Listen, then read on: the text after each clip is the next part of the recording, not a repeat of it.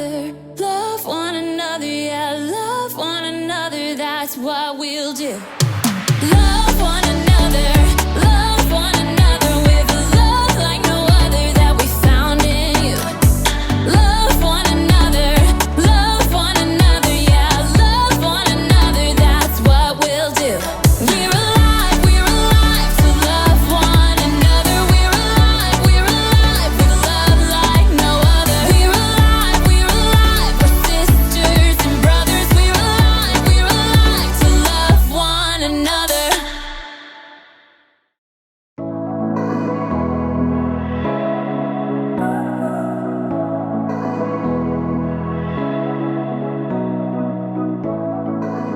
What's up, everybody? Erica here, and I am so happy to have you on my block. As you can see, we've got a whole community of people living right here, working together to help each other and show compassion. Compassion is caring enough to do something about someone else's need. Every person is made in their own unique way, and every person can use what they have to show compassion. You want to see? They can build things. Ooh, I know. They can fix things. And even make people feel safe. Everybody has a part to play.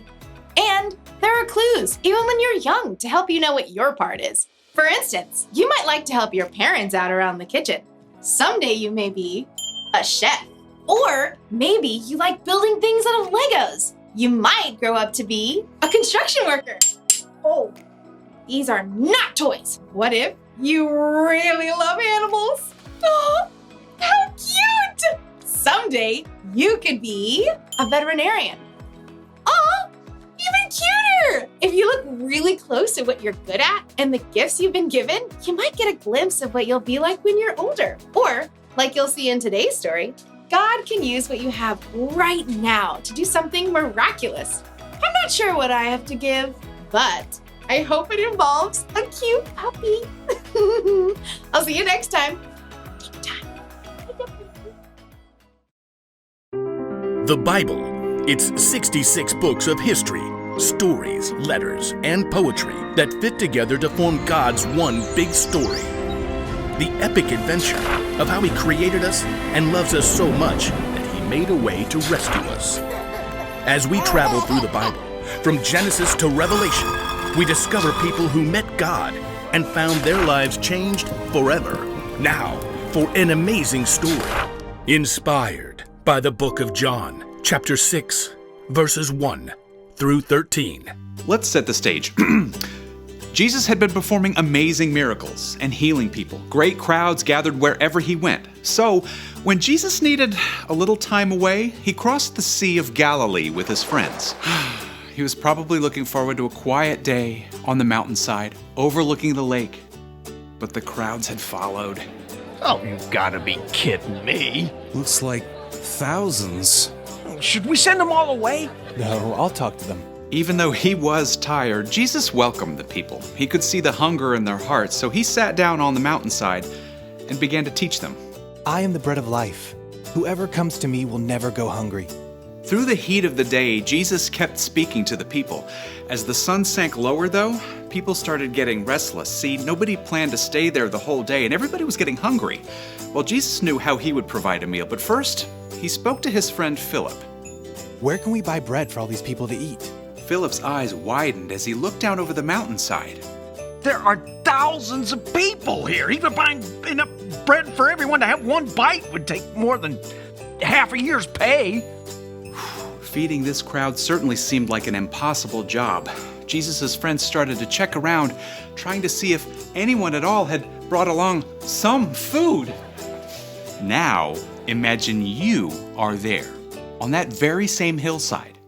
Early this morning, you heard footsteps and excited voices just outside your home.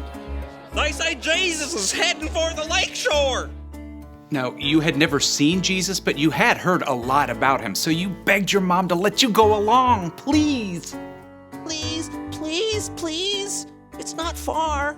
And she said yes, which is pretty amazing, but she wouldn't let you run out the door unprepared.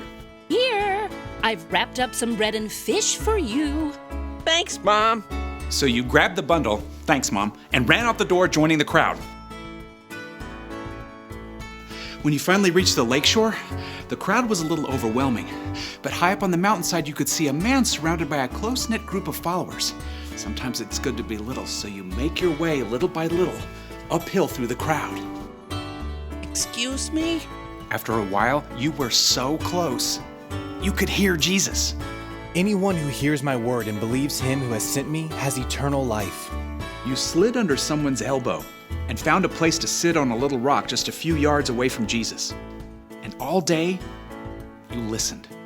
You weren't bored even a bit, because somehow everything Jesus said, it seemed like he was saying it just to you. In fact, you even forgot to eat your lunch. Oops. Guess I am kind of hungry.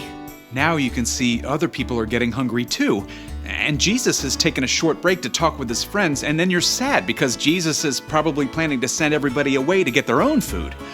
But then, a few of his friends start walking through the crowd. Does anyone have any food?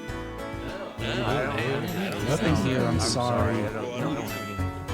Oh, you really want your bread and fish at this point, but as tired and hungry as you are, you know Jesus has been working hard all day.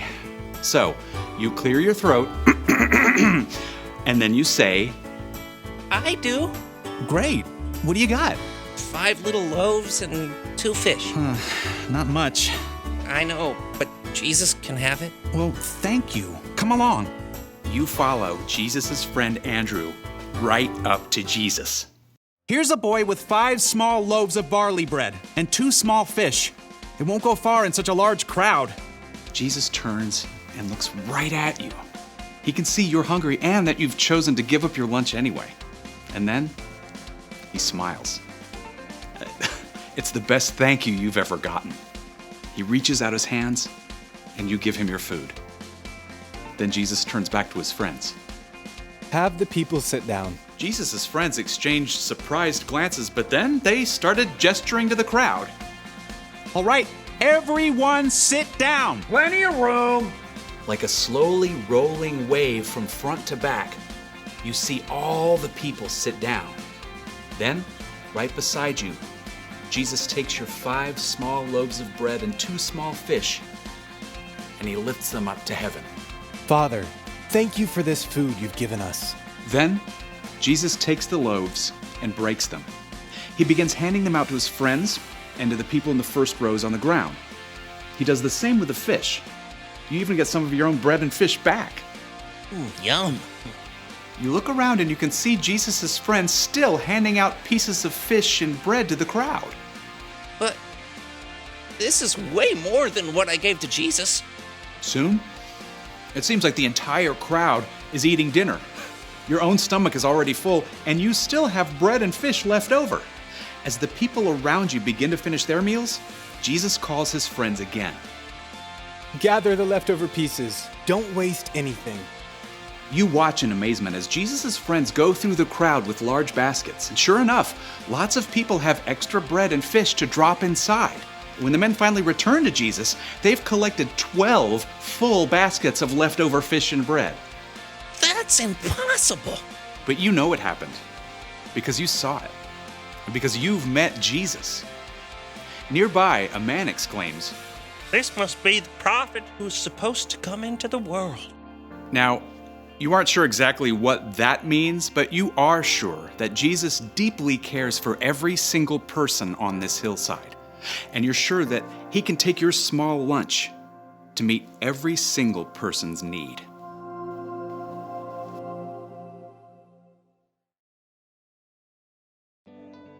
When the boy showed up to see Jesus on a mountainside with a crowd of over 5,000 people, it probably never crossed his mind that he could be part of a miracle. All he had to offer was 5 loaves of bread and 2 fish, and God used it to feed everyone. You never know what God's going to do when you use what you have to help others. So, what do you have? Do you like to entertain people? And are you good with animals? Do you like to make things grow? Do you enjoy serving others? Everybody has something they can use to help others. Could be all you need are these. these, your hands. Your hands can help lift things, clean things, and repair things. Something else you have is this, your brain.